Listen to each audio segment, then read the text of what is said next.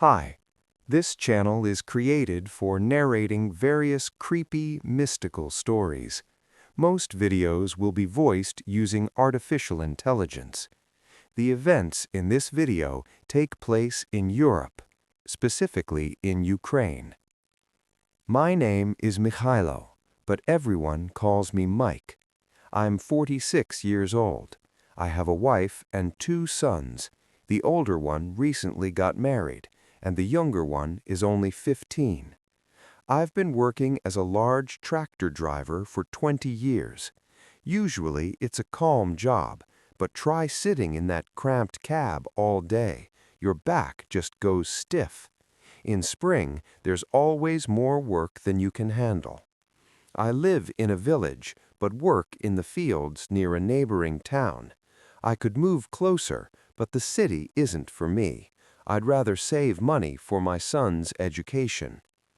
Lately, the workload has only been increasing, and all my former colleagues have already left to seek a better life abroad. Only people like me remain. Over the years, there have been many managers. The current one is named Alexander Volkov. At first, he seemed like a smart guy, but then he suddenly cut our pay. He promised raises and bonuses, but as you might have guessed, none of that happened. That Friday, the guys and I were sitting, as usual, at our regular spot. We called it the City Field. From here, there's an incredible view of the city, especially at sunset. "There's too much work," Ivan complained. "Tell me about it. By the way, Victor, didn't Volkov call you about the night shift?" I asked. "I hope he drops dead. I still have a garden to tend to at home," Victor grumbled. "If he paid normally, I'd plow till dawn," the guys laughed. "And my mother-in-law asked me to plow her garden," Ivan added, completely calmly. Everyone burst out laughing. Ivan is always like that, talking about such things with a look as if he's discussing the weather. "Then why are you even here with us?" we joked. "Yeah, Olya calls and you're already running," I said. "Well, if anything, you cover my night shift and I'll tell Volkov," Victor responded. "Sure thing. You're already drunk anyway," I remarked. "He does it on purpose, so Volkov won't let him behind the wheel." Everyone laughed. "He's his favorite." We sat for another half hour. Initially, there were 8 of us, but then people started leaving. I was already climbing into my tractor cab when the guys were discussing some problems with the plows. Said he, "What time is it?" Ivan asked. 11:35, said he replied. "Whoa, what's that?" said Victor. I looked out of the cab and saw a huge new tractor approaching from the far end of the field near the forest, followed by a plow and then Volkov's black SUV. "Looks like you were right, Mike. Something's wrong with these new tractors," Ivan said. "Yeah," I replied shortly. It turned out another crew had been working over there in the forest, but their machines had malfunctioned. A mechanic I know called and warned that it seemed we'd have to help finish their section. I really didn't like that. "I hope there's not much left, Ivan," I asked. "Uh-huh," he nodded. "All right, guys, I'm off," said he. "Ha, why are you in such a hurry?" I asked. Forget it. Plus, Volkov might find me here. See you later." The black SUV pulled up, and Volkov got out without taking off his dark sunglasses. "Hello, bandits." "Good evening. And who ran away?" "That said he." Volkov explained that 2 tractors had broken down, and we urgently needed to process a 10-hectare section. "Oh, damn, not much? That's at least 5 hours of work," Ivan exclaimed. "What did you expect?" "Wait, Ivan, what are you doing here? I didn't tell you anything," Volkov frowned. "I want to replace Victor. He's had a bit too much," Ivan explained. Wow, first time I've seen someone volunteer for a night shift. And where is Victor anyway? "I'm here," Victor stumbled out. "Are you drunk again?" "We had a little drink. We didn't know about the work," I said. Damn, I can see a little. He can barely stand. It's fine. I'll work the shift myself, Victor assured. Well then, go ahead. If anything happens, it's your own fault. You guys are driving me crazy. Volkov waved his hand. For some reason, Volkov insisted that Victor, not Ivan, get behind the wheel. We said goodbye to Ivan and headed to the site, escorted by Volkov. I didn't understand why he let a drunk person operate the machinery. Victor swayed so much on the way that I was amazed he even stayed on the road, but he could work in any state. We arrived. The place was gloomy. On one side, the road, a river, and the city lights. On the other, a huge field surrounded by a dark forest.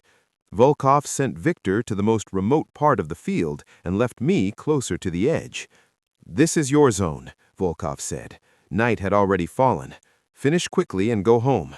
"No problem, but I'm worried about Victor. Why did you let him drive?" "We need to finish this quickly here. The others will handle the field carefully." "Can we just do a quick pass?" I inquired with a smile. Volkov thought about it.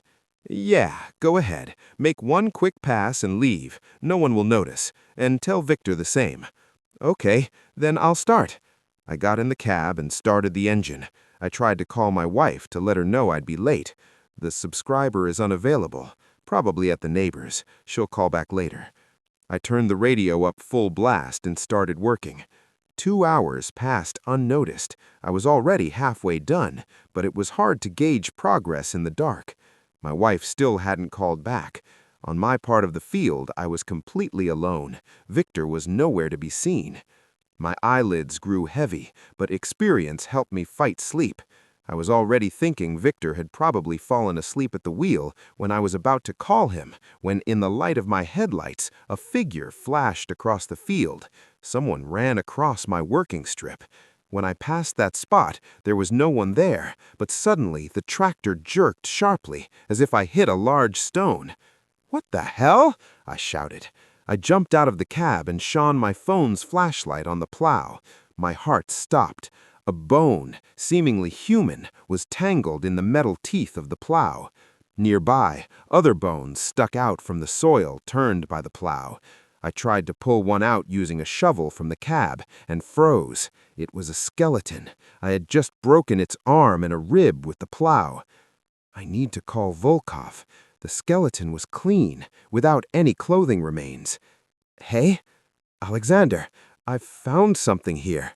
"What?" "Yes, a human skeleton, got tangled in the plow." "Seriously?" "Yes." I expected him to say I was drunk, but he believed me immediately.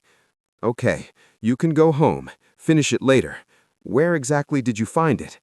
"In the middle of my section. Can we work a little longer? I'll be there soon."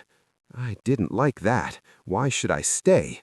15 minutes later, a call from Victor. His voice was filled with pure terror. "Mike, get out of here, now!" "What happened, Victor?" He was screaming as if the devil himself was chasing him. Then suddenly a rustling, a crash, and the connection was cut, as if the phone was thrown. At the same moment, a piercing scream came from the direction of the forest. Instinctively, I ran towards the sound, but it died away just as suddenly. Stopping among the dark trees, I realized my foolishness. Why did I run here? A crunch of a branch behind me. I turned around and saw a creature about 15 meters away. Something humanoid, about 2 meters tall. My blood cold. I bolted towards the sawmill where the nightlight was always on. Rushing into the guard's booth, I found it empty. Damn, my friend Petro was supposed to be here. He probably went to the toilet. But wait, there he is in the window. I approached the small window, looked out, and there I almost passed out. Right in front of the window, a meter away, someone was hanging from a tree branch. A rope was wrapped around their neck. The body hung lifeless.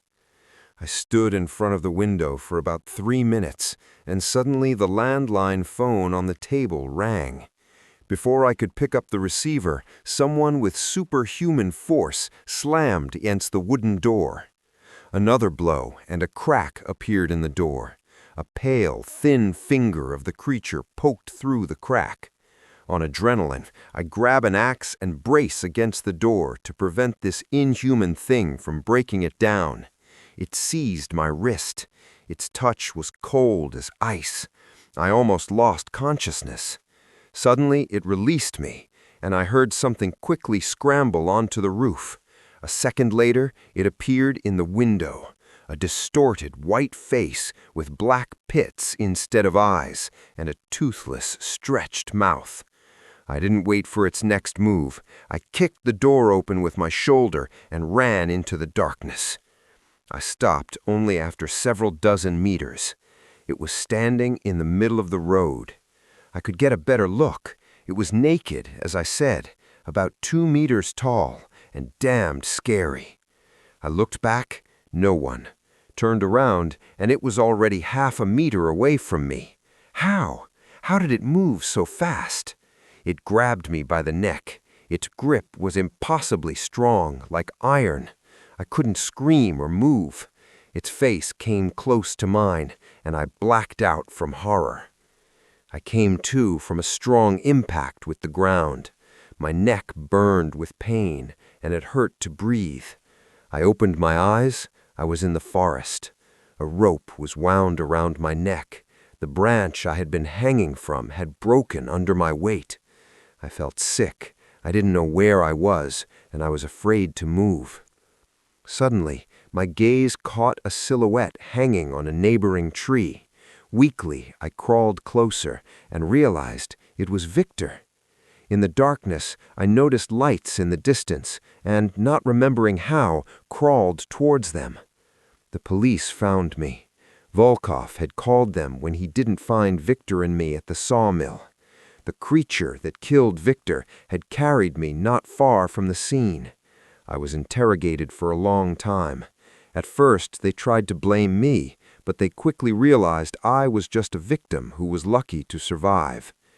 The story about the creature from the forest, of course, no one took seriously. The report simply stated, attack by a wild animal. Volkov resigned a week after the incident. But I know the truth. I sometimes wake up in the middle of the night, feeling the cold imprint of those fingers on my neck, and I never go out into the field after sunset anymore. Because they only found one skeleton, and that area was large.